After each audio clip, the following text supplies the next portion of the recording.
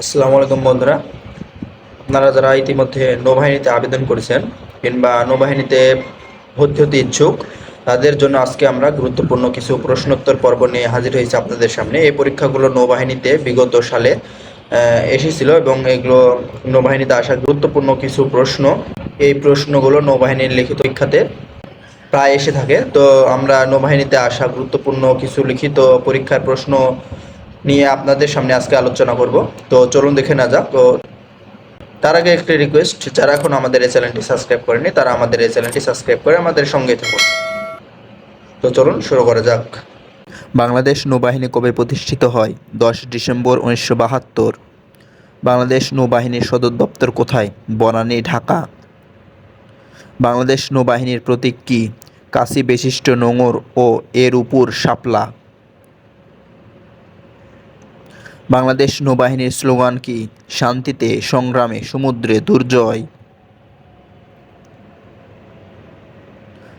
বাংলাদেশের নৌবাহিনীর ভূমিকা কি? নৌযুদ্ধ।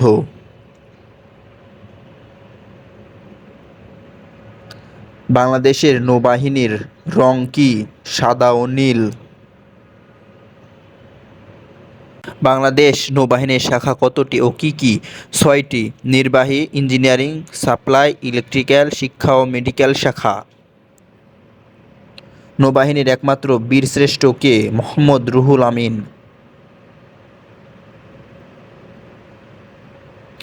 বাংলাদেশ নৌবাহিনীর প্রথম ভাইস অ্যাডমিরাল কে? সারোয়ার জাহান নিমাজ। বাংলাদেশ নৌবাহিনীর একমাত্র মিসাইল ফ্রিগেট কোনটি? বিএনএস ওসমান।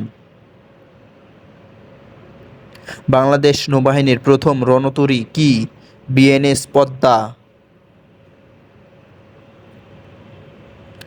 দেশের বৃহত্তম যুদ্ধ জাহাজের নাম কি? বিএনএস বঙ্গবন্ধু।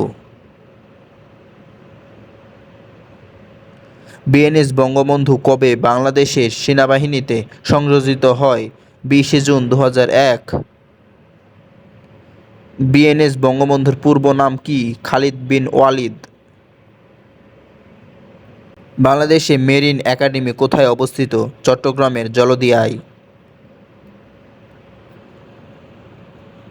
বাংলাদেশ নেভাল একাডেমি কোথায় অবস্থিত? চট্টগ্রামের পতেঙ্গায়।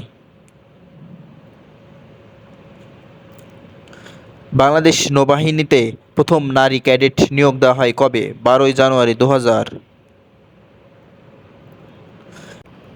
বাংলাদেশ নৌবাহিনীতে ফ্রিগেট কতটি? 5টি।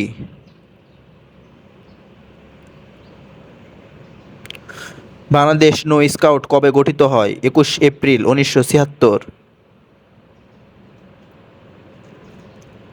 বাংলাদেশ নৌবাহিনী কোন দুইটি জাহাজ নিয়ে যাত্রা শুরু করে? বিএনএস পদ্মা ও পলাশ।